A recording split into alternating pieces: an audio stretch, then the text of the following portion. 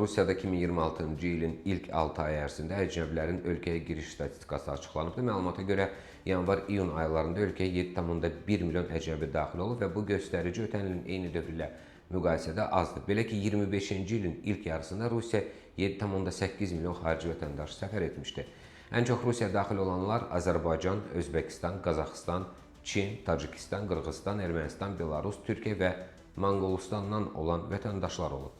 Hesabat dövründə turizm məqsədi ilə Rusiya 676.400 səfər qeydə alınıbdır. Bu kateqoriya üzrə ilk sırada Çin, Türkmənistan, Türkiyə və Səudiyyə Ərəbistan vətəndaşları yer alıb. Əmək fəaliyyəti məqsədi ilə Rusiya 2,4 milyon nəfər daxil olub. Onların əksəriyyəti Özbəkistan, Tacikistan və Qırğızstan vətəndaşlarıdır. Bundan əlavə 2,3 milyon nəfər səfərinin məqsədini şəxsi ziyarət, qohumlara baş çəkmək, müalicə və digər şəxsi səbəblər kimi göstərib. Bu istiqamətdə ən çox giriş Qazaxıstan və Özbəkistan vətəndaşları tərəfindən qeydə alınıb.